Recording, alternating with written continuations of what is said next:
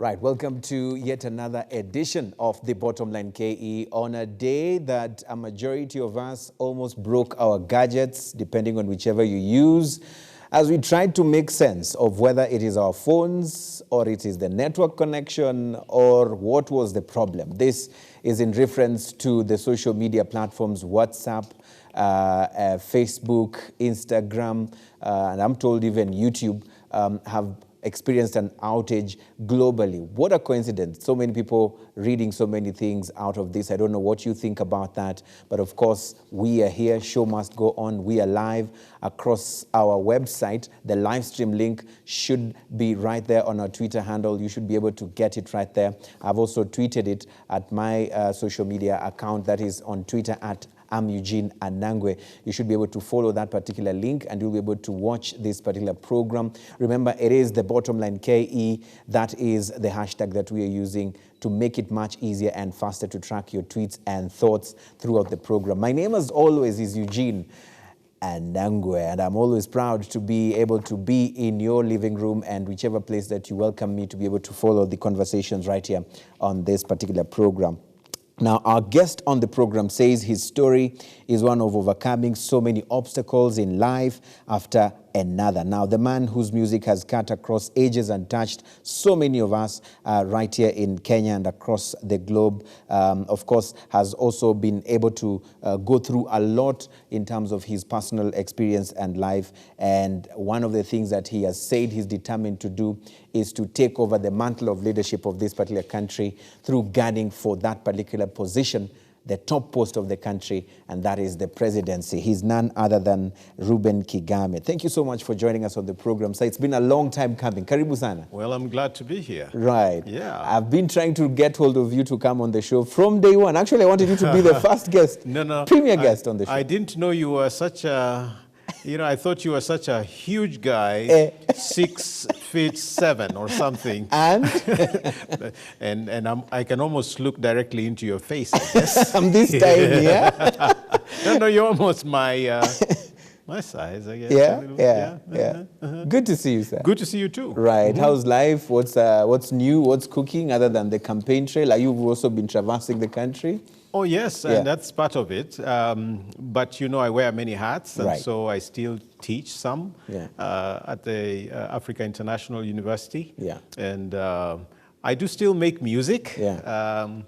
You can't take music from me or me from music. Right. I still write a little bit here and there. Yeah. But the bulk of the time is spent selling my agenda to the people of Kenya in different places. I do it differently. Yeah.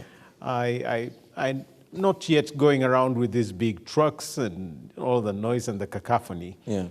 But I'm meeting people, group to group, person to person, home to home, church to church, and sometimes, delegation to delegation. Yeah. There's something about your voice, and this I told you even when we first, met right here on set.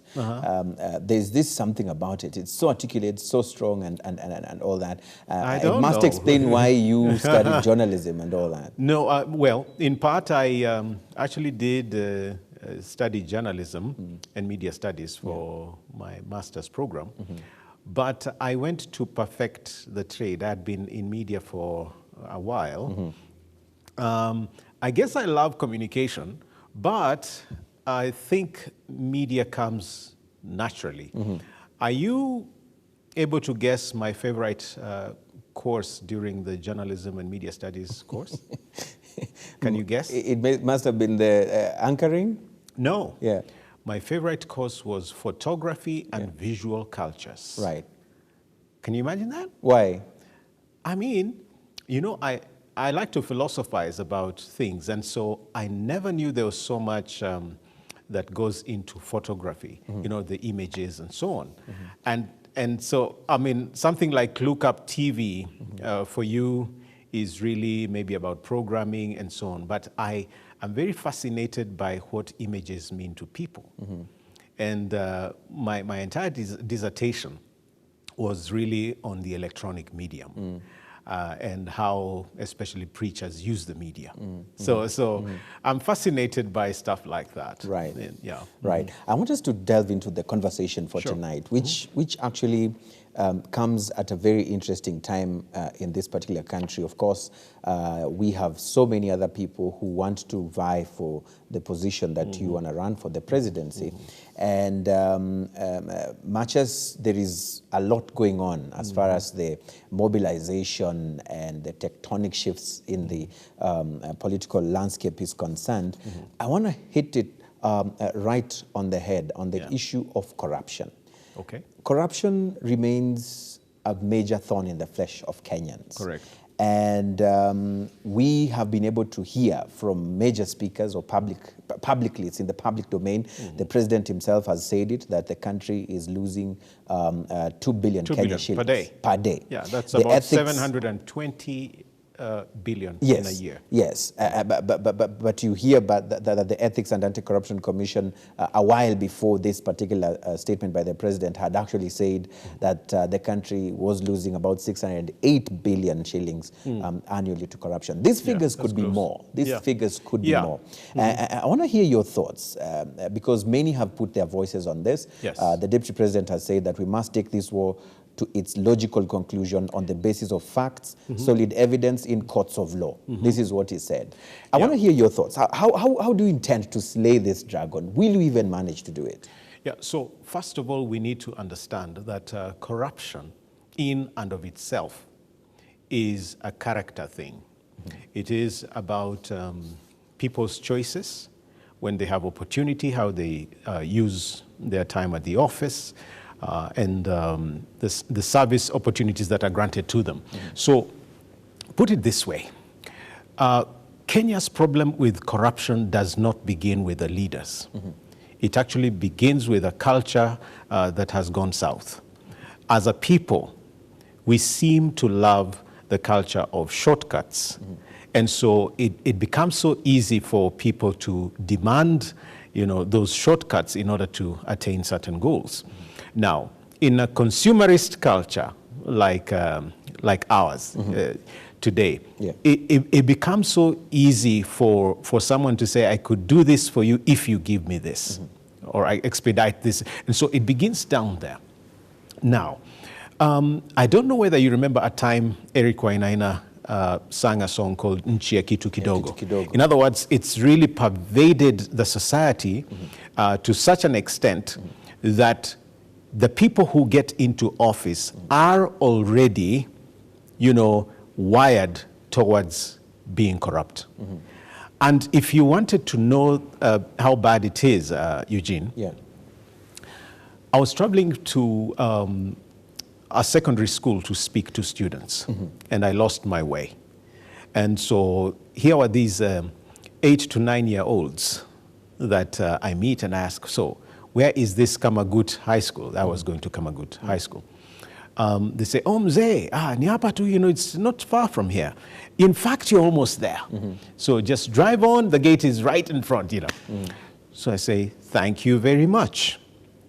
And do you know what the boy turns to me asking? He says, na mzee unatuacha tu hivyo. In other words, they're giving me directions I needed to pay for. That is how bad things are. So as a person, I could hear the president say whatever he said about our losses. I hear what the deputy president is saying, and so on and so forth. The question is, what stops our leaders from doing something about losing, resources? I would say most of them are helpless, but to a large extent, they can't do anything because either they know something about it and or are part of it. So as I think about going into office, my heart aches with the yearning to do something about corruption, in the sense that if we were able to reverse what we are losing, then we would be able to save enough not just to run the country, but perhaps minimize on some of propensity to rush towards borrowing and so on, because we have more than we could need to actually run this country. Yeah, but Mheshimiwa, you know, we have more than we could need to run the country if we were to actually reverse what goes into those tunnels of corruption. Yes. But this we have heard over and over again.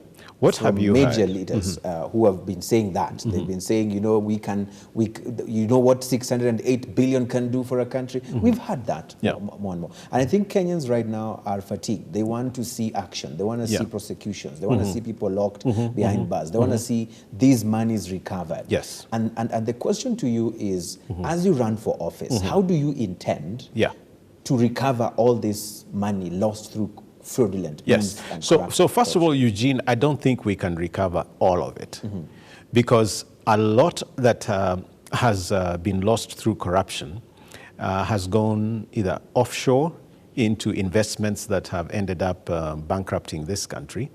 And so to finally arrest the problem, you would need to involve a global network of either Interpol or partnership, you know, friendly partnership with countries that are holding these accounts. But we can recover a great amount of it by, number one, you know, issuing amnesty for a period of time. In other words, you give people an opportunity to make right. You say, we know, especially if you take the cases that have been investigated, you say, we'll give you this period of time to restitute. Now, if you can't restitute, then guess what? The arm of the law needs to kick in. And that is where our problem with fighting graft is, because we're not able to effectively utilize the power of the law in order to apprehend especially those in office. Why do you think that's the case? It's because Kenya ordinarily has been governed by what you would call state capture, where the executive pretty much has so much power and then gags the other arms of government. So, for example, the Jubilee government has been known to defund the judiciary. We know that some of it is punitive, what the president was calling revisiting this matter, and some of it is really a deliberate attempt to defeat justice because a lot of people in government are caught up in this scam. So you kill the judiciary or the power of the judiciary to prosecute and or ensure that cases drag on by having fewer judges, or just literally transferring people from one department to another. So the thing is, give people a chance, and if they don't restitute, then this is where the difference lies. That a Reuben Kigame presidency would be willing to go all the way, one, because I would want to work with the judiciary by funding them properly and ensuring that they're empowered to prosecute, but also looking at my own history. I am not afraid to rattle. If you have followed my work, especially in the church, you know that my apologetics has landed me into some very, very interesting places where I'm not afraid, for example, to confront error, to confront some of the graft that is going on in the church. I don't know how many, whether you are old enough to recognize the kind of rattling I did at the year 2000 when a prominent televangelist came into the country. And, you know, I lost popularity just by stepping, you know, to the place where I was able to say this is all fraud. In fact, I've been sacked from one media house because of speaking out and just challenging all of that. So given a chance to be able to act on graft, you can be sure I bring the will that a lot of leaders don't have. But two, I come with, you know, fairly clean hands. I do not know anyone I have swindled or stolen from. Like the prophet Samuel in the Old Testament, you know, he would step out and say, so whose shamba have I taken? Whose ox have I taken. Yeah. And for me, that is the greatest strength, that I don't have skeletons to bar me from going all the way. Right. You see, let me give you a scenario. What happens is that graft does not begin with the formation of a government, you know, when one is sworn in. Graft begins at the campaign stage, where, for example, you know, all this big money that is going around? It's basically, I'm going to fund your campaign in return for positions, or in return for tenders. Yeah, so some work. So you end up owing people by way of allegiance, and some of the people will oil you so that you don't touch them. They will remind you. So the best way to win graft, the war against graft, is really to start clean all the way. So you've said that in your administration, you would offer amnesty first, which is the carrot. Yes. And then next would be the stick. Yes. But now, beyond that, you want to ensure that the formation of your government is sheerly on the basis of meritocracy, that you don't go dishing positions because you want to please tribal affiliations or yearnings, and or to please friends. You know, that's how previous governments have appointed people to positions. You reward, you know, so I am a Luya, you are a Kikuyu or a Mijikenda, so bring me this many Mijikenda, I'll bring you this many Luyas. That's the wrong way to form government. The citizens of Kenya are so blessed. In fact, the one thing that Kenyans are blessed with is human resource. So you need to defeat graft by appointing persons of value, people who do not have any graft record, and there are many, by the way. But someone listening to you would be arguing and saying this is a utopia kind of world that you know, presidential hopeful Reuben Kigame is talking about. No, it's not utopia. Not a reality Eugene, world. Because this. I mean, they would ask you, show me any leader or any government or any campaign trail where you know, leaders were not elected on the basis of money. There's a token that is going to come after this election. And that is why my candidature is a game changer, because ever since I made pronouncement in April that I was going to run, my friends and a little bit of public funding have actually kept me going. And I have accounts, I have records that I can show, this is what I spent on this, this is where it came from, and so on. That's the one thing most of my competitors cannot do. And when they do, they either twist the records or lie about, you know, what they own or don't own, or have or don't have. And so if you are looking for someone that can show you, you say, show me, you know, a clean campaign. I can show you mine for the last 6 months. Now, secondly, you're looking, it's not utopian because if I have run a radio station before, if I have run Christian ministries before, if I have, you know, worked before, I would challenge anyone who would say, Reuben Kigame, since you began working in 1990, you know, we have caught you stealing the school money or misappropriating. So instead of actually misappropriating, you know, I'm a staunch defender of accountability.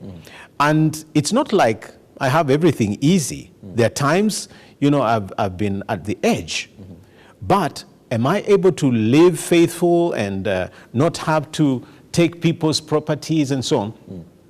You know, I chuckle, but I will be honest with you that the fundamental problem of this country is visual in nature.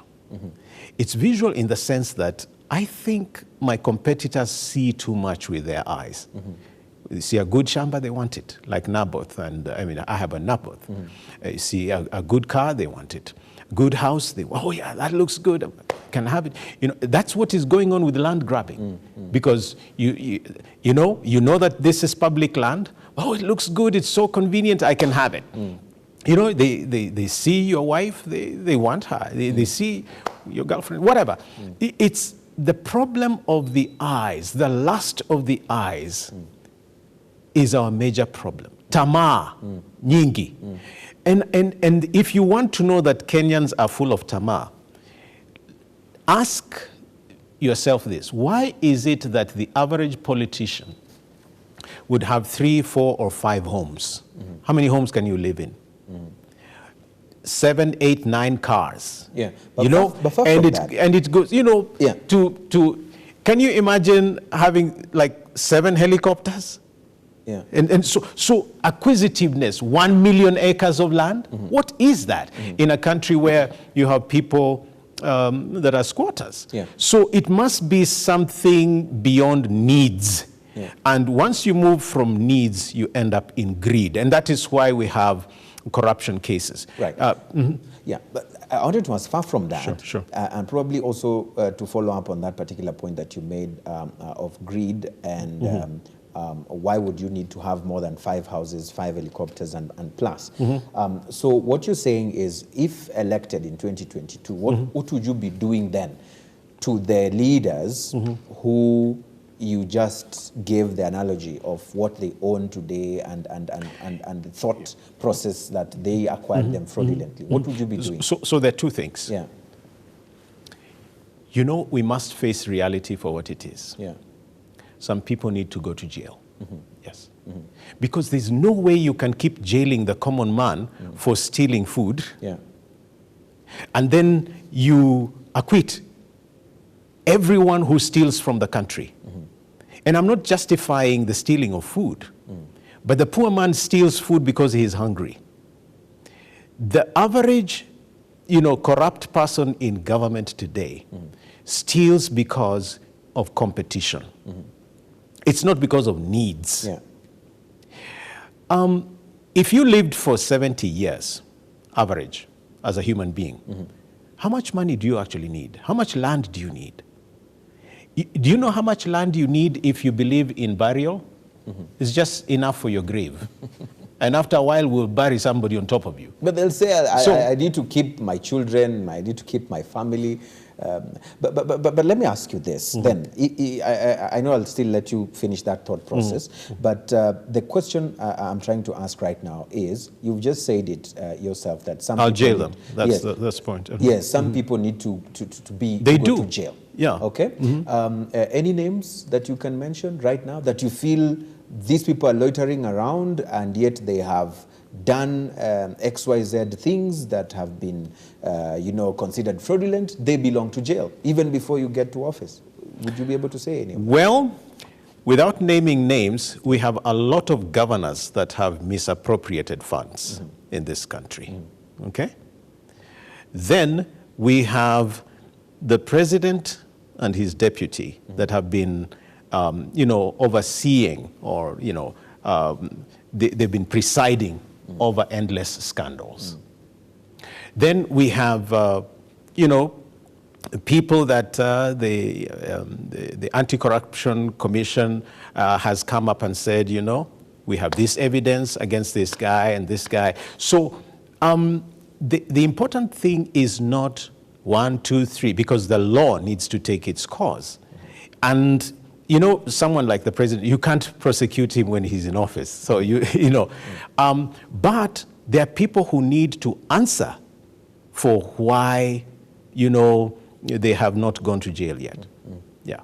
Okay. So, to a direct question, barely 24 hours after, you know, President Uhuru Kenyatta and his family were actually named in a, you know, in several papers, dubbed the Pandora Papers, as allegedly owning offshore accounts and assets.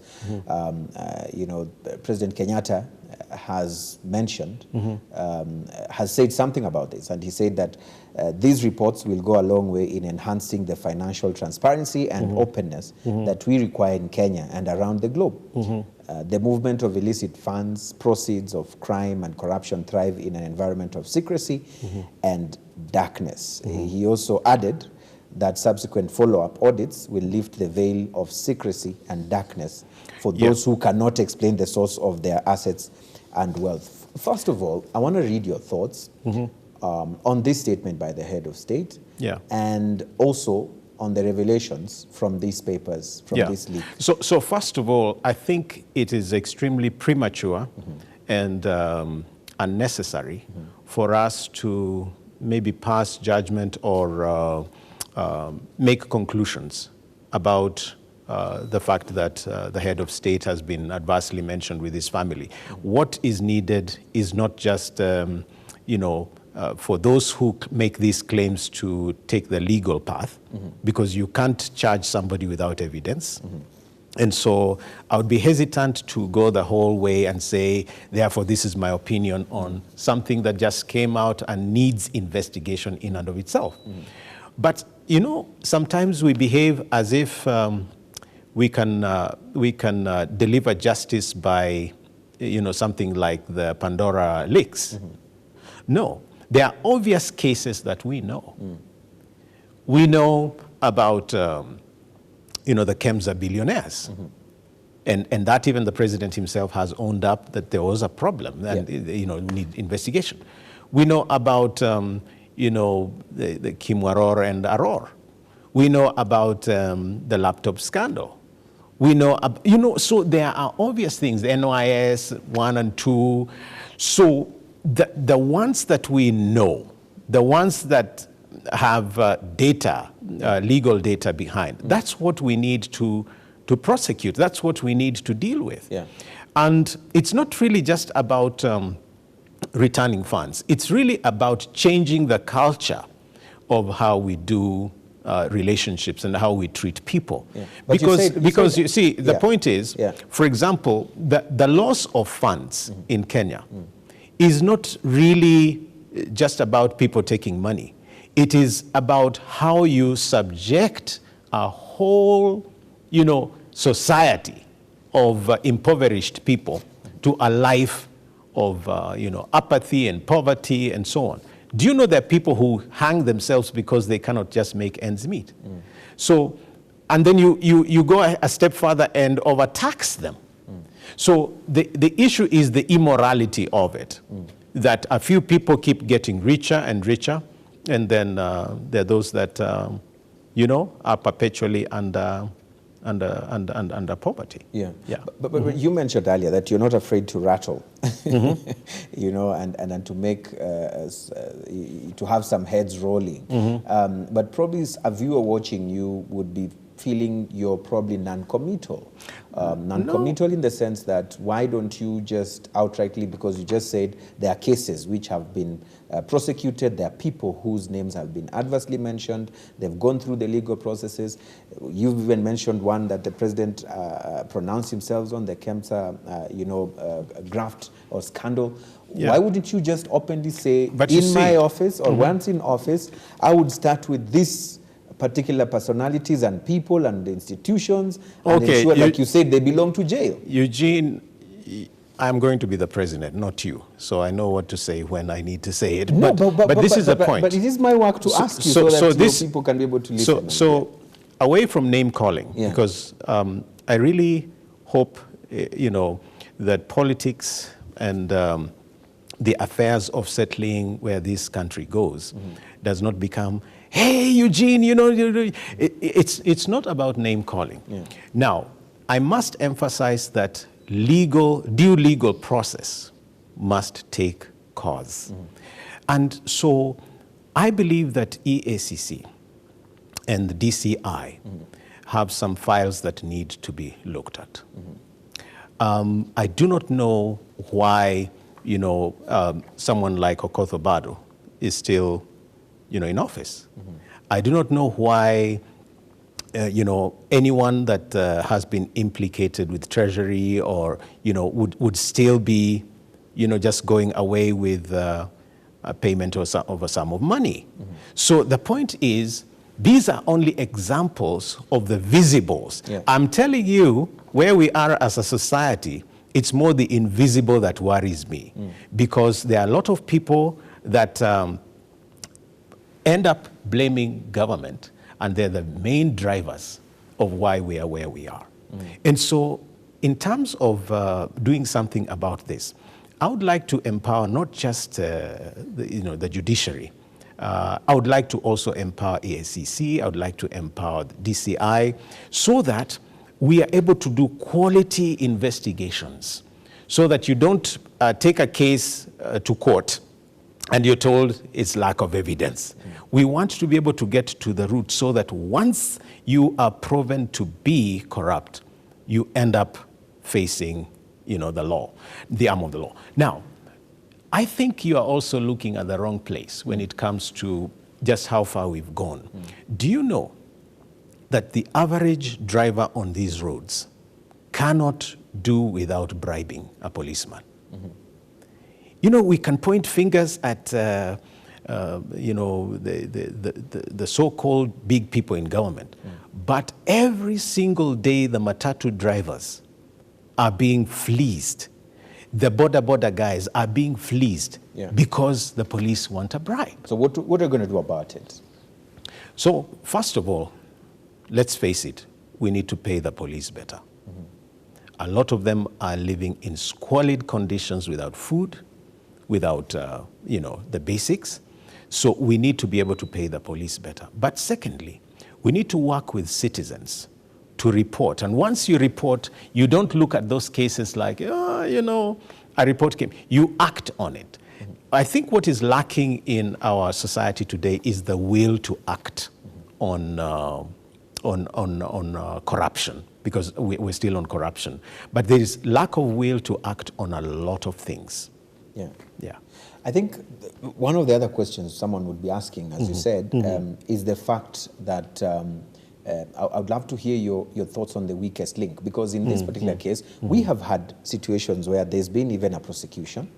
Someone has stolen, over, let's say, 6 billion.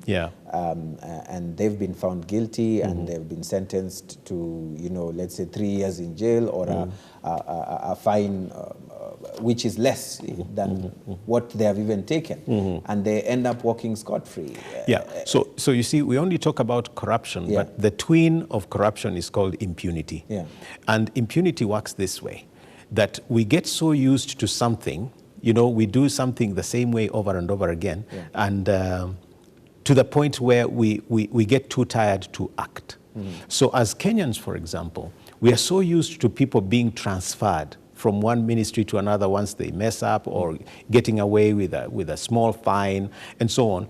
So that inertia, that lack of will to protest and so on is not even so much a government thing. It's a people thing. It's a societal thing. Today, when you have hikes in energy costs and so on, or petroleum or something like that, do you know we no longer get that angry? Because we have been so used to problems that we are incapacitated.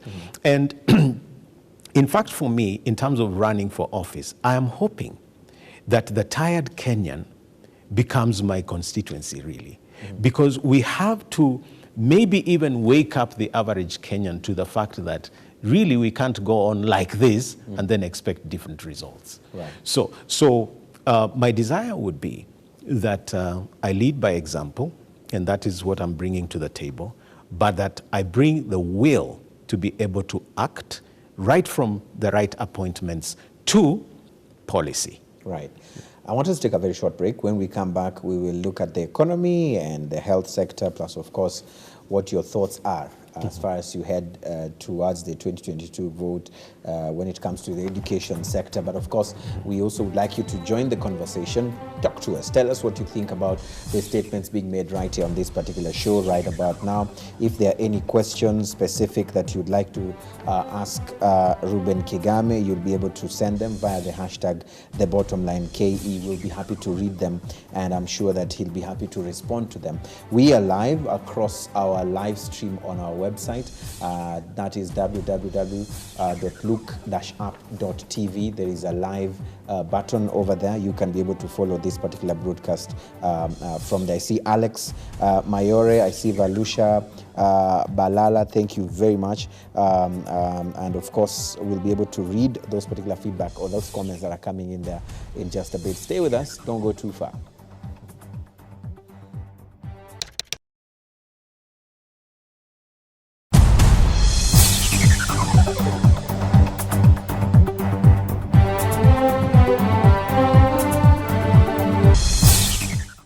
Right, welcome back. Thank you so much for still being with us. Thank you for choosing the Bottom Line KE right here on Look Up TV. We thank you because you are the reason why we are here. And every Monday, as always, if you're a new viewer, we are here from 9 p.m. Just to be able to highlight some of the issues around politics in the country. My name, as always, is Eugene.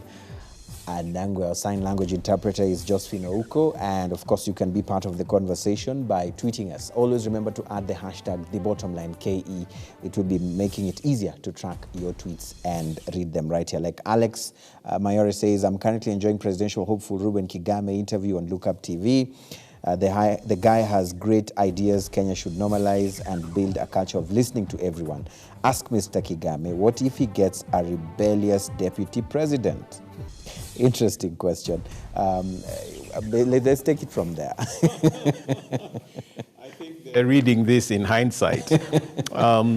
What has happened in our country is unfortunate, and I think that's why he's asking.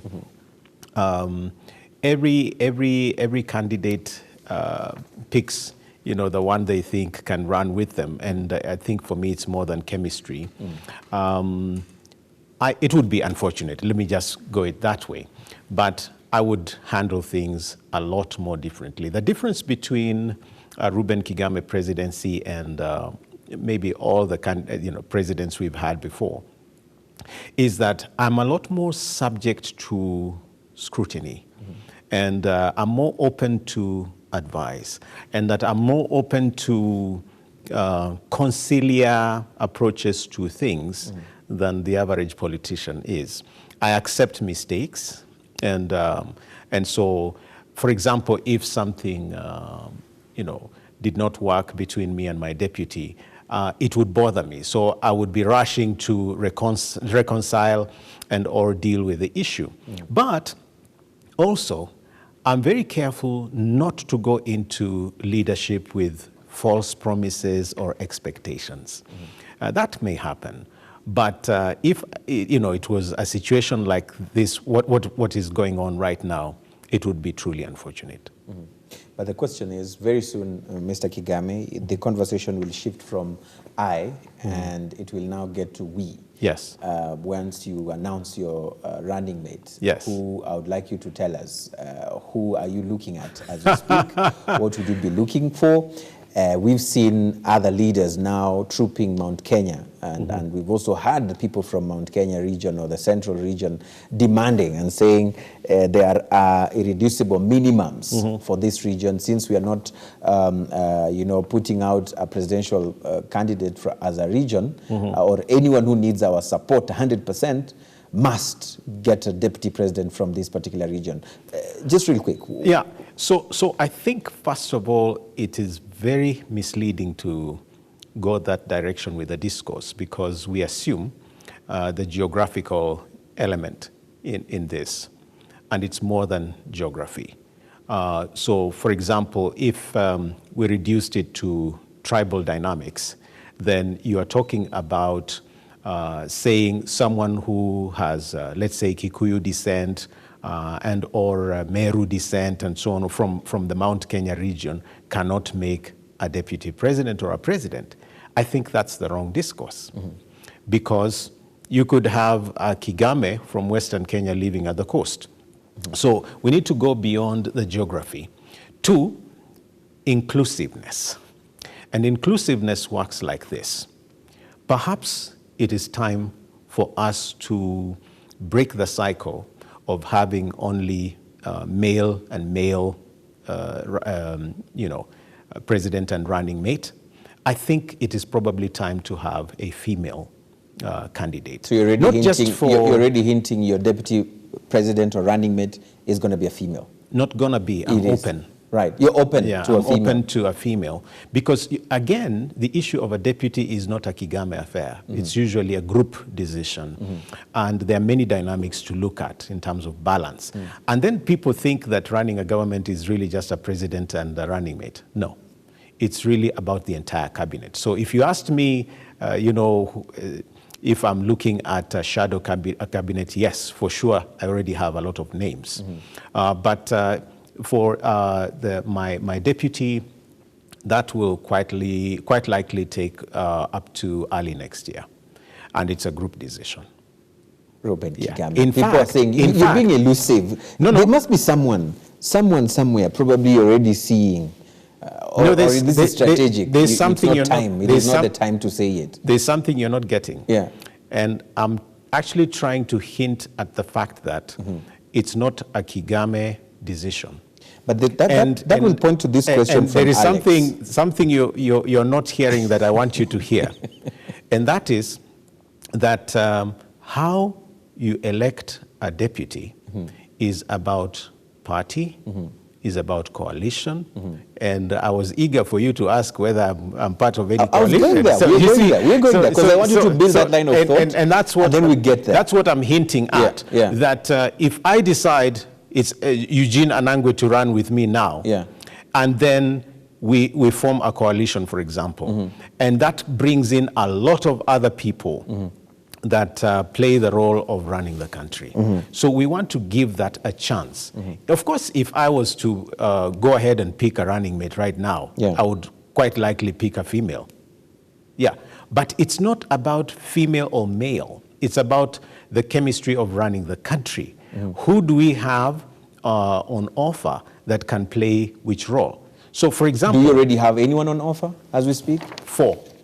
Huh? I have 4. 4 of them? Yes, to choose Namely? from. I can't name them. Why? Because nobody has. No, but so there's no pressure. I thought you're running on your own path. Yes, I am. And my path is trajectory. And my path is I'm not naming. Because the rest have not named? No, because I need to choose. No, but you just said it's group dynamics. You don't want 4 running mates, do you? You want 1. Yes. But all I'm asking for is just the names, not the one who's already been picked. You already said you have some choices of 4. No, I didn't say 5, I didn't say 10. You said 4. No, Who are they? I'll not give you any. Why? Because all you need is a running mate. And I mean, nobody goes around saying, I'm thinking about this, and I'm thinking about this, and I'm thinking about that. You really want my running mate? Why are you impatient? So give me time, and my team and I will give you a running mate. You will. This is what I can say about my running mate, though, that right from the running mate to the CSs, to the people that run the different departments of government, it's all going to be very inclusive. It's a government you've never seen before. It will have a national face. People talk about national faces. Could you define that for us? What is a national face? It means that as many communities in this country as possible will be in government. That would be a bloated cabinet. No. How will we fund it? I didn't say cabinet, I say departments of government. Yeah, but they'll need to be paid. And departments of government is not your number of CSs. You have ambassadorial appointments, you have people in different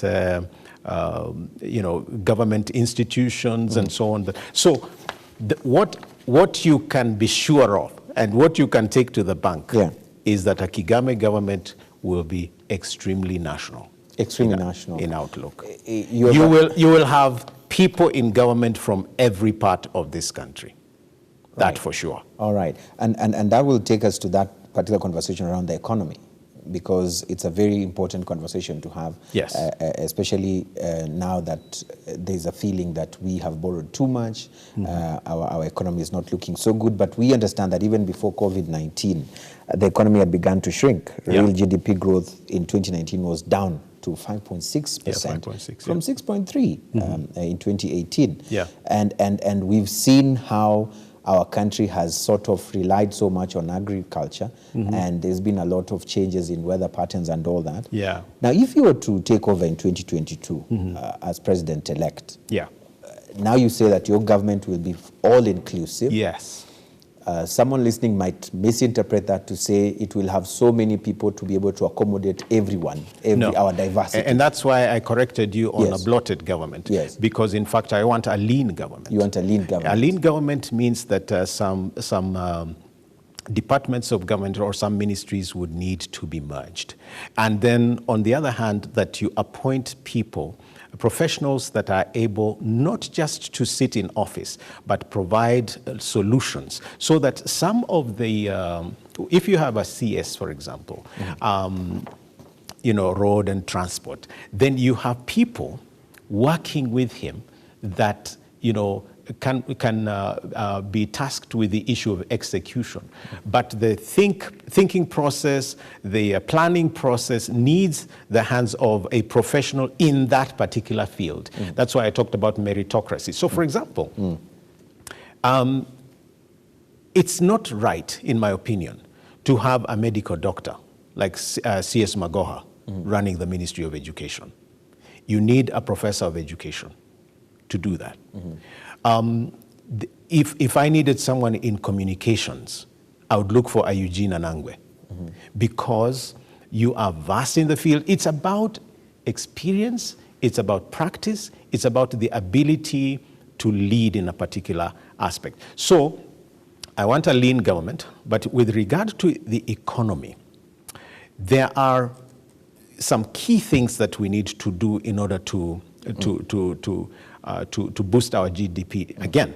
So, for example, my approach to economic recovery is that not only that we get past the COVID restrictions, where we are able to make the country work again, but I would like as much as possible to do what I call a prevent bleeding,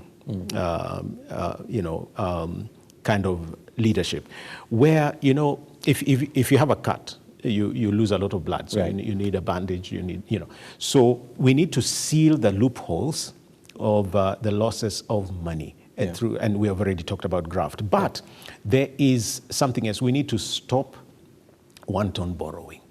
We are borrowing for a lot of irrelevant projects.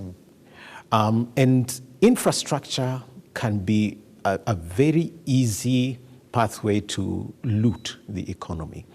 I think if we reprioritized so that the kind of investments we are making not only boost the lives of the people, but also end up giving back to the country.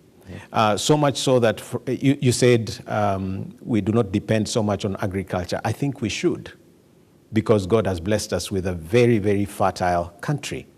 And we need to not just mechanize and grow our production lines, but we also need to scale up on food distribution. So if you are talking economy and you wanted to lift that GDP, you want a situation where you produce more than you import. Now, on the other hand, maybe it is time to live within our means. There is no point bringing into the economy 1.6 trillion, for example, and then making a budget of 3.62 trillion. You've got to ask yourself the question, where will that extra money come from? Just not to also affect your line of thought, but I also want to say this or ask this at this point, because you mentioned the need to actually prioritize agriculture. The argument would be it is time to move from a purely agrarian economy or a very much hyped agrarian economy to a sort of knowledge-based economy because of various reasons. We've seen climate change right now, and many farmers today do not know when they should actually plant and when they should not. And if our economy is heavily relying on a sector that is heavily reliant on natural, related factors, then we could be digging a deeper grave for our economy. In a sense, you're right, but it's not either or. I think you need that knowledge base and the actual application of economic principles on the ground. So, for example, we know that climate change is something you cannot quite predict. So you go to the predictables. So, for example, I would expect that we would invest more, say, in the blue economy. You see, that in and of itself would save us, for example, from having to import fish from China. If we invested in making, for example, Mombasa or Lamu, and let's say the coastal region some kind of Dubai situation. Then we would have a hub that opens up into the rest of Africa, actually. So that instead of people going to Dubai or Indonesia or wherever, they come to Mombasa or the coast.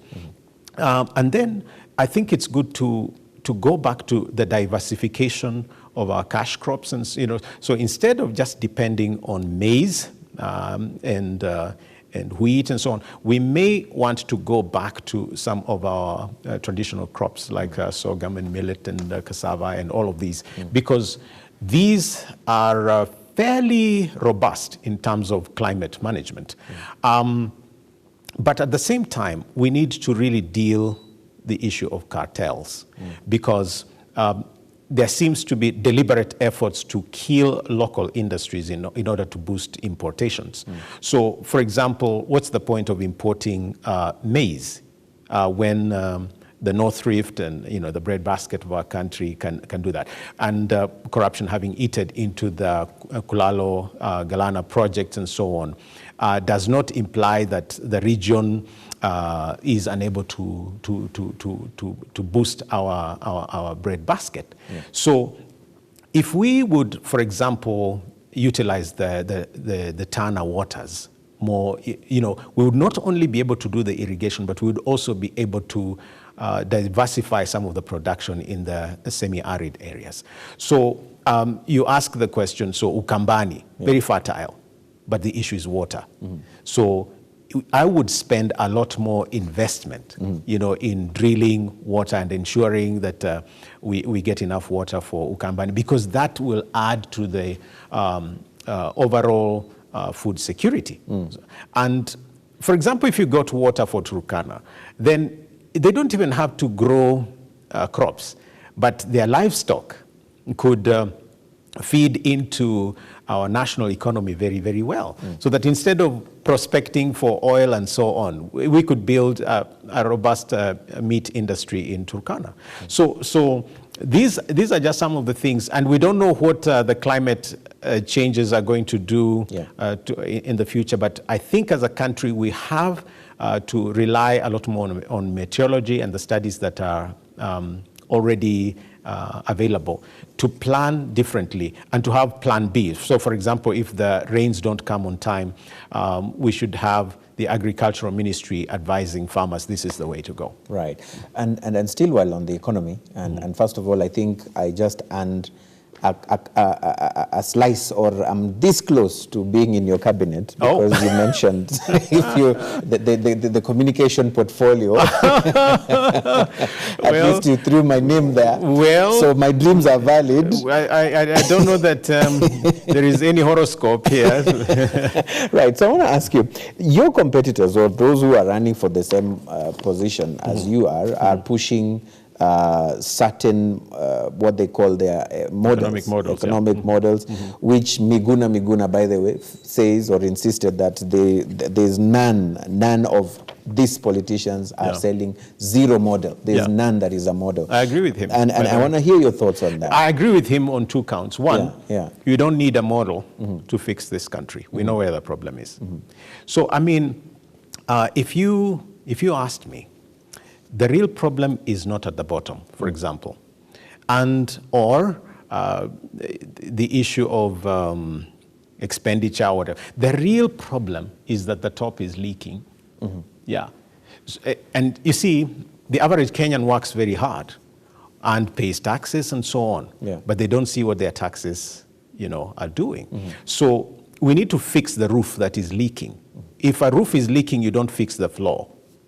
So that's why I don't think it's a model that works. And then, for example, if it's just serving people better, or making them more access more resources and so on and so forth, that doesn't need any rhetoric or discourse on their situation. All you just need to do is fix their problem. And you can't fix the problem of Kenya, the economic problem of Kenya, with an economic model. Right, so meaning, what are you bringing on the table? Because the argument from their side has been, why criticize what we are putting on the table instead of selling your own agenda? What will you be bringing on the table that you feel is the big deal for this country? Stop the leak. Stop the leak. Yeah. So that is your tagline. Stop the leak. Stop the bleeding. Stop the bleeding. Yeah. If you stop the bleeding, we'll all stay alive. You see, the issue is fix the top. If the roof is the problem, fix the roof. You don't replace you fix the roof. That's where the problem is. Yeah. Yes. So you fix the roof. Now, if we were to look at one of the areas that is also very key is the health sector. Sure. As a country, today we are still faced with the pandemic, that is COVID-19, which hit globally. Yeah. But I want to read your thoughts. If you were in government, would your government have extended the curfew that was just announced the other day, with a lot of contradictions? Some people saying the 60 days are not even lapsed. Then why this 30 days announcement? The numbers seem to be going down as far as what is announced. Why? What is the need for this particular curfew? What would your administration be doing? Let's say we are fast forwarding to 2022. Yes. Yeah. So first of all, I would deglobalize the way we handle the pandemic and any other situation of health, and spend more time with our health workers, especially our medical experts, so that we are addressing any medical issue from a local position. Yeah. You cannot run a country on a global script.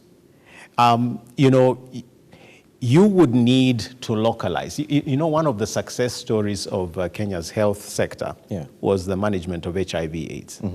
Do you know that whether it is in Doluo or Mijikenda and so on, people know what to do when it comes to prevention, when it comes to, people know you don't have to die from HIV. And it's because our local experts not only humanized the problem, but also gave practical local solutions. I don't think curfews in and of themselves take care of the pandemic as we are. What we actually need to do is change the way we share information about the pandemic. So for us to really tackle the corona pandemic, we have to make everybody know, one, it is true, it exists, and two, that the basic way of handling it is wear your mask, wash your hands, sanitize, and keep social distance. That in and of itself, is a very useful thing. In terms of mechanizing the whole thing, instead of, for example, having security officers and so on have, these thermal, what do you call them? Yeah, the thermal guns. The thermal guns to measure your temperature and so on. Yeah. I would more have preferred for them to have, what do you call this thing you put on your finger? Which one? The one for checking your oxygen. Heart rate and oxygen. Yes. Yeah. I think the name is there. Oximeter. Oximeter. Yeah, yes, oximeter. Yes, so you need an oximeter, maybe more than a thermogun. Because if you determine that your levels of oxygen are low, then you need to do something about it. But if you're only checking my temperature, I could be hanging out in the sun for a while, and my temperatures will go up and give a false alarm. So prevention for me. In fact, if I was to give you one big difference between my approach to healthcare, it would be to emphasize more on prevention than treatment. Ensure that, for example, we manage mosquitoes, that we manage our water so that we don't drink dirty water, that we manage, we build latrines or toilets and so on, so that we are able to have more prevention of situations than having to end up in hospital. And then on the other hand, I really think we should localize the way we handle our health challenges. So, for example, not everything must end up in hospital, and not certainly in Nairobi. Things like delivery of babies. I think we need to empower our midwives, our village midwives, and even pay them something so that they are able to take care of these these issues on the ground so that some situations don't have to end up in hospital. Then, of course, ensure that for emergencies and so on, you have services right to the local level. There's no point to stretch existing hospitals, spread them out so that there is access at and then hire all these, hire a lot more health experts. We have a lot of them that are wondering what to do with their lives and are having to leave the country to go and look for greener pastures. We don't need to have any of them leaving. We don't have enough. Would you allow them to go to the UK? Would you be meeting Boris Johnson, the Prime Minister, to strike a deal to send our nurses to the UK? No. Instead, I would be working towards paying them better and giving them jobs here. And it's the same thing when it comes to the domestic workers situation in the Middle East. The reason why a woman would leave her children to go to the Middle East to work is because there's no work here. So we need to ensure that job creation becomes a priority.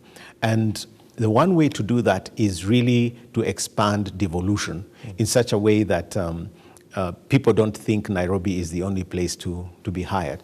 And on the other hand, make situations of job creation easy, especially for the youth. So much so that incubation centers, funding of what do you call them? Seed funding for those who want to invest, be it in business and so on, and then give them time to pay over long periods of time. Yeah, but then you've said that create jobs or create opportunities for these nurses to have jobs within the country and not go out there. But Mheshimiwa, we understand that the doctor-to-patient ratio in the country, as we speak, is low. Is very low. But that's exactly one doctor to about 16,000. But that's the point I'm making. It's even lower than what the UN is recommending. And that means that there are jobs. In fact, we need to train more. So there are jobs here. The issue is we're not hiring. And we are stifling instead of expanding the health sector. So I would want to hire every existing doctor, but also pay them well. I need to keep emphasizing this. We need to pay them well so that, one, they are available to work, and two, so that they don't have to think of leaving the country to go and work where they're paid better. There are two groups of workers in Kenya I would like, actually three, that I would like to pay better. The first is health workers. The second is teachers. And the third is the police officers. Because I think they do much more than we pay them. The MPs and so on should not be getting the kind of money they are getting. No. So how would you turn that around? Yet they're the ones who have to decide on the laws and the process of would you pull out an executive order to say that all members of parliament should receive this and not receive that? So first, the SRC you can have a commission for that. But the thing to do is get people with values into government. If you get people without values into government, Eugene, what happens is as soon as you get into government, the only thing you're thinking is about your salary. You're not thinking about service. And so getting a good parliament does not begin when they begin sitting. And so I have to keep emphasizing it's useless for me to become a president of Kenya without, people at every level of government that think the way we do. And that's why I'm emphasizing the issue of citizens choosing people that are of value, that will not think of themselves more than the citizens they represent. But the question, or what many would argue, is that all these things that you're saying might not be easy for you to be able to execute under the current constitution, because there are institutions and organs mandated to make decisions on some of those things. You said you'd want doctors to be paid better. Actually, you've mentioned mostly some of the people you've mentioned of the category belong to public servants, public service. And there's that particular commission that determines what they're supposed to be paid. And that's so how do you do this? Your hands will always be tied. So first of all, let's get the right people into office, Eugene. That's my main emphasis. If I have the right person in office, I can trust them to make responsible decisions. And it's not just about the president. We really must emphasize the chief, the MCAs, the women reps that can listen to you as a citizen. There is no point having a president who listens to you, and every time you want to move something, Parliament stifles it. Let me give you the example of the petroleum price increase. Yeah. The problem is not the Energy and Regulatory Commission. It's really Parliament. They are the ones who passed those laws. And it's because they pass laws to benefit a few people, then they get shocked and then pretend that they are surprised. So back to the health sector. We must really make health work for the people and do more prevention than treatment. Stop the bleeding. Yes. Stop the bleeding. Stop the bleeding. So, education. You feel like the CBC debate, where do you stand on this? If you were to go to the podium on your campaign trail, other than just the slogans, what would you be telling the electorate when it comes to education? Do you repeal or do away with CBC? What would you be saying in this debate? There are many things I could say, but I would begin by saying this. Someone told me, and I believe it, that before you pull down a fence, find out why it was put there in the first place. I am offended by the fact that we are more trigger happy to introduce an entirely new system of education than to fix the problems with an existing system. I personally would have preferred that if the issue is making education more practical, then we should have made 844 more practical. Because it's easier to fix a house than to build a new one. Because we have educated ourselves into mistrust of government and institutions, you always imagine that whether it's a Huduma number or a system of education, somebody is going to be earning from it. That we're always looking for opportunities to benefit selfishly from a system. So I think it was piloted and it's being pushed without warrant because you cannot, first of all, force a system down people's throats. You can't imagine how many parents are unable to help their children with assignments, for example, but it's expected that they will. You cannot imagine how many children do not have access to digital devices and so on. CBC presumes that they all have access. You don't have enough classes. You don't have enough teachers. You don't have, so all these, and yet you push like, this is here to stay. And so I think it's bad advice. So we needed to talk to parents. We needed to talk to teachers, prepare for it. That is if we needed it. I don't think we needed the change. We didn't need the change. That is what you feel. But then the question is, Reuben, when you go for this particular office, what most citizens will ask you, what has it done for us? What has it done to show that we can be able to look at and be able to weigh his performance, to be able to have trust, to put our trust in his hands as the president, as the chief executive officer of this particular country. And they'll be asking you, even in these debates and these arguments that you've made on this particular platform, they'll be asking you, what did you do before that change was made to change the curriculum? In your space, from wherever you sit, would you be able to tell or give an answer to that? Okay, so first of all, I have been discussing with the institutions where my children go to school. In particular, my child is not affected, but the school has adopted that. I also discuss with parents a lot because I need to be able to get to hear exactly what the situation is. And I'm also in discussion with some experts because just the fact that my first degree is in education in and of itself is not sufficient. We need to be able to make this a national dialogue. And so there are things that are happening now that did not happen when I went to school. And so I become a student of the current practitioners. And they're all concerned. They're all concerned. Now, if in general I was to be asked, what I bring to the table with regard to your track record. Track record yes. in education, is that right? Or generally? Track record in general. Okay, so in general. Let me rephrase the question. Okay. You know, if someone, let's say like Okiom Tata, I'm sure you know him, if he was to say, I want to run for top office, yes, at least people would be saying, yeah, huyu jamaa mwenye amekuwa akitutetea. Whenever there's something that is going to be done, he goes to the courts and actually that thing is overturned. Where has Reuben Kigame been? What has he done that we can say, huyu ametutetea? Regardless of where we are, we don't even know him, he doesn't know us, but he goes there and teteas us. What would you be telling them to be able to vote for? If you're patient, I'll give you 3 answers. Yes. The first answer is what I have not done. And what I have not done is that I have not stolen from anyone. I've not misappropriated funds. I've not abused office. So Kenyans can trust a fresh start to someone who doesn't only have the experience of mismanagement.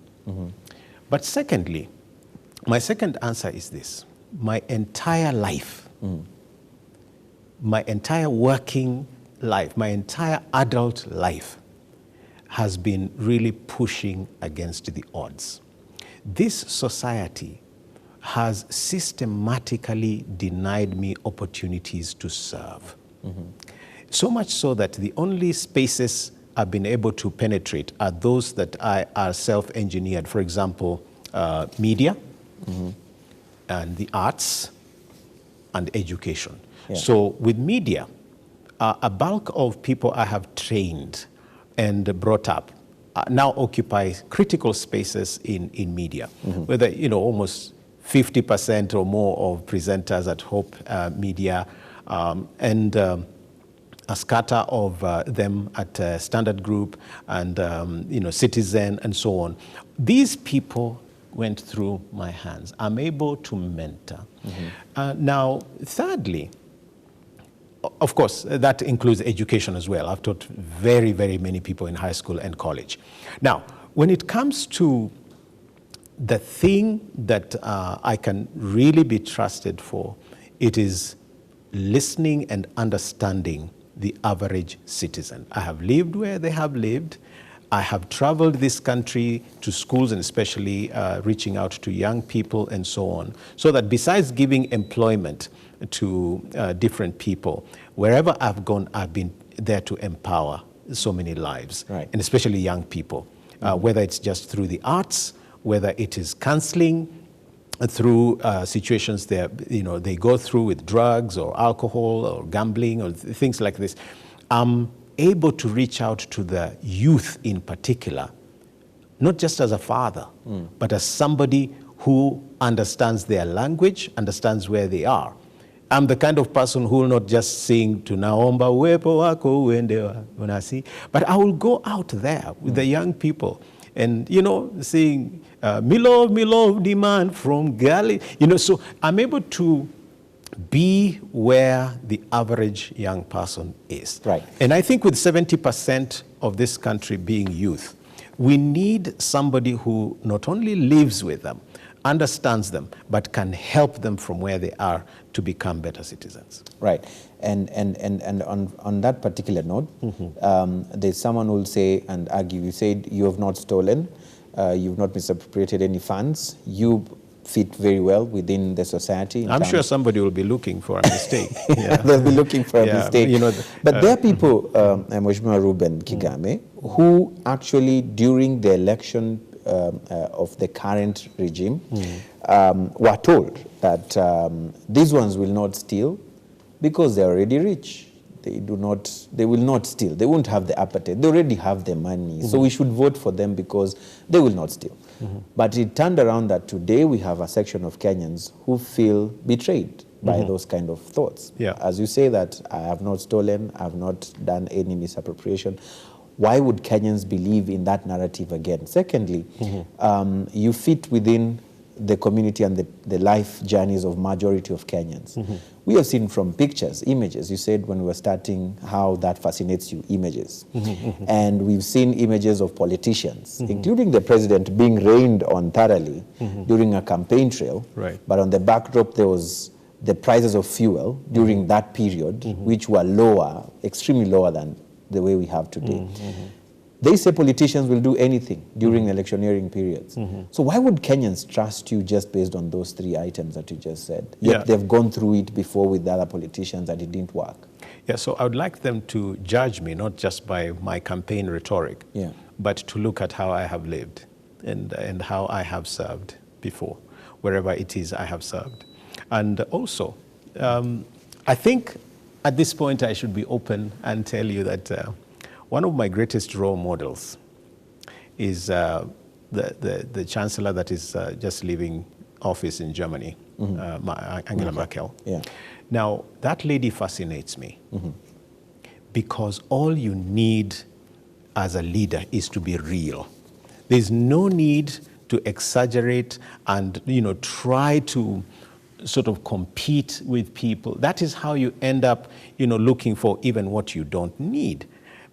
I'm not looking for office, Eugene, because I'm hungry. I can feed myself. I'm not looking for office because somehow I really want to be known as president. What I'm aching on the inside to do is provide service that all the previous governments have refused to provide. And that is basically deal with the fundamental problems that face the citizen of Kenya. I'm hoping I have a chance to bring about a totally new way of looking at service. Because when you talk about food security, for example, I know what it means. When you talk about, lacking rent, I know what it means. So it's not stories that I'm being told. And I'm itching to be able to put a smile on the life of the average citizen. Let me give you a critical example, perhaps. Do you know all the governments in Kenya have hardly scratched the surface of the problem of, we call them street children. Why do we have any children on the street? Because these are from families. And so we either rehabilitate them back to those families or build homes for them. We can't have a whole population living on the streets when we are so blessed with so much as a country. So the will to be able to turn around the country is what I bring to the table. Right. Yes. Dissenting voices, those who don't speak the same language as government or top leadership in the country. I would love to hear your thoughts in your presidency. Let's say you win 2022. Would you be, or how would you intend to deal with them? We have legal battles that have gone on, and someone like Miguna Miguna even won some of those cases where the courts made orders that he should be allowed back into the country. You win 2022. Is he back? Yes. I said it on camera. I don't even understand why Miguna Miguna is being treated the way he is. He's a citizen. There are people in this country that should be in jail or, that should be locked up and should be tried. What has Miguna done? So I want him back. He should be contributing, legal knowledge and practice to this country. He should be speaking to the conscience of this country. This is his country. He was born here. I don't get it. Yes. Right. In closing. And I hope that all the others come back. I would have wanted all the political prisoners to come back. I would certainly want one of my best authors, Ngugi wa Thiong'o, to be back. As long as you're born in Kenya, this is your country. Yes. So you'd even have them as part of your government? Not necessarily. I mean, if they have a position they can occupy and lend, utility, I would have them. I mean, so if I needed an extra lawyer, I don't mind, giving Miguna Miguna a job. I don't mind, honoring, even let alone giving a job. I would love to be one of those who honors Ngugi wa Thiong'o. Really, when he's still alive, we need to celebrate him and make him big. Right. And the same thing with the Mau Mau fighters and so on. They've been given a raw deal. I hope I become the first president to demonstrate that they deserve better. Right. They're the real heroes. I don't know why we have Mashujaa Day that does not give $1 million bob to the Mau Mau fighters. Maybe we don't have the money. We do. We do. We're losing 2 billion per day. 1 million won't kill. My humble request to Reuben Kigame is that in the event he does not get elected president, he stays active in offering an alternative voice for Kenyans. He should not disappear. Keep advising and checking the government. This is well, I've been, even before announcing, I hope you've seen my advocacy. By the way, people think I began now. The issues with Linda Katiba and so on are not, things I'm starting now. I've been an activist, a social activist, right from my student days. By the way, I did write against the Nyayo government. Some books that I wrote disappeared from my room. There was one particular title. I don't know how the manuscript disappeared. Communism and the Christian Faith. Anything communism that time was frowned at.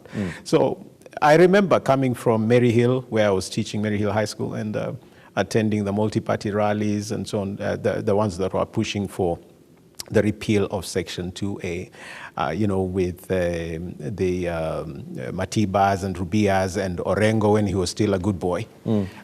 So I look back with a lot of fondness. When Ouko died, of course, as students, we demonstrated. So I've been involved even with the constitutional process and so on. And so, yeah, I guess activism runs in my blood. It does run in your blood? Yes. And so there are those who say... I'm not going away. You're not going away. There are those who say this thing is 2 horses. It's a 2-horse race. And the rest are punda. That is what they say. That's what we call agenda setting. Yeah. Occasionally I wonder why Kenya's media does that. Because, we are all over the place making statements and so on. Perhaps it's because we don't have as much money to give away. So the issue is that it will not be 2 races. At the end of the day, the ballot will have maybe 6 or 7 names. Yeah. And among the 6 or 7 names, your name will be there? God willing, yeah. Right? And the coalitions, who are you working with? You are to tell us that as well. Well, something big is coming. That's all I will tell you. Something big is coming. That will shake this country. Raila Odinga has mentioned that elsewhere. He said tsunami, a big tsunami is coming. And Kenyans waited, especially in line with the BBI during that time. No, it did. It was a tsunami for sure. That was against them this time, yeah? Yeah, but I mean, if you expected a tsunami, it was there. So he was not lying. But not to what he had expected or what he was telling those who were following him. But in all fairness, I think the question I'm trying to ask is, something big is coming. Yes, and it will shake this nation because a lot of Kenyans are tired. It will be a coalition of like-minded people. All right. Yes. And there's a possibility that you could drop your ambitions to give to someone else within that coalition that will shake the government, or your supporter who's saying it has to be Reuben Kigame. If it is not him, then I'm out of this particular formation.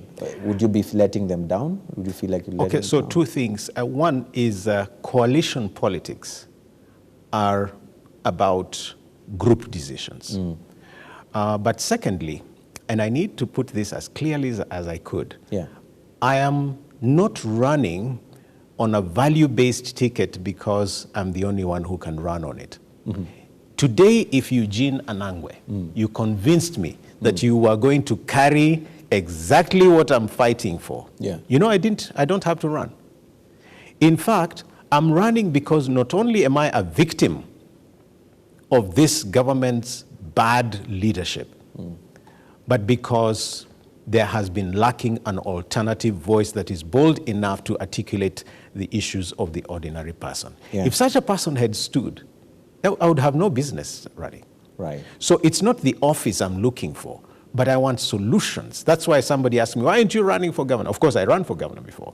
But the question is, do I want county solutions or do I want national solutions? So for example, issues of royalty. I'm a musician. Do you know that a government can make it so hard for you, even as an artist, to do your art. A government can make it so difficult for you as a farmer with your love for farming to farm. And once any government makes it so difficult for you to survive, to live, that government needs to go. Yes. Right. I think we'll end it at that, Mheshimiwa Reuben Kigame. Thank you. It's all the time we had. My directors are telling me we are almost going way past the allocated time, but thank you so much for making time. And we here at Look Up TV are wishing you all the very best, and we hope that when we will be able to convene a debate of those who want to run for office, you'd be available to. I look forward to that. Right. I love debates. Asante sana. Thank you for your time, and may God continue blessing you. Bless you too. All right. Thank you. And that is where we put an end to this conversation right here within these four walls, like we always say. But the conversation continues across our digital platforms.